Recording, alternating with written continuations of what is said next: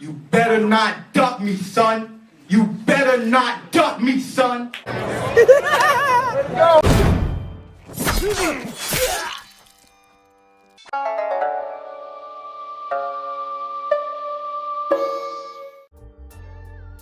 What's going on, you guys? So, got some good news this morning. It seems like a representative of Keith one-time Thurman reached out to Bob Arum for a potential fight with Terrence Bud Crawford once again. Now, this leads me to believe that Keith Thurman really wants to fight Terrence Crawford. This is a good move. This would be a good move for both fighters. Bob Arum has agreed, and he's pretty much waiting on them to send a term sheet over so we can get this show on the road. Looks like Bob Arum is trying to get 2 more fights out of Bud this year before the contract is up.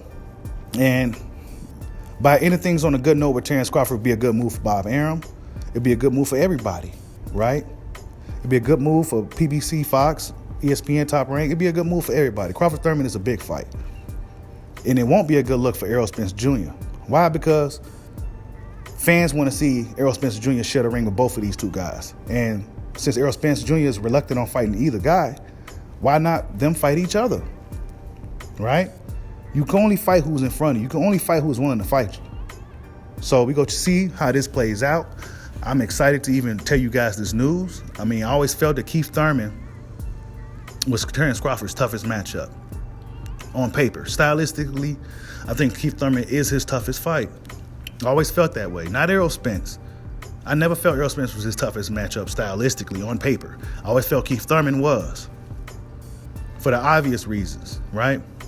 But it's a really good fight for both men. It's a really good move for Keith Thurman. Now, if Keith Thurman looking to close the chapter on his career, probably. But at this point, why not take the big fights? Why not go after the guy that everybody seems too reluctant on fighting? That's a good move for Keith. He can solidify and prove himself to be still a top welterweight because we haven't seen him in a while.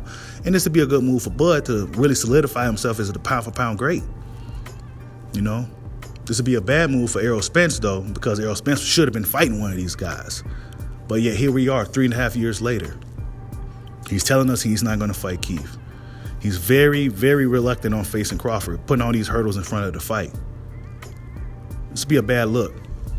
Not to mention, right, people that got on Keith for years for him allegedly ducking Spence. But let me give you guys an analogy. At that time, Keith Thurman was looking at that dime piece. And you know what I mean by dime piece, that beautiful woman, right?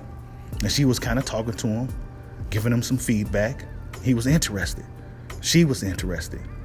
Then you got this 5 or 6 that's chasing you too. You're not too interested in that, but they are very interested in you.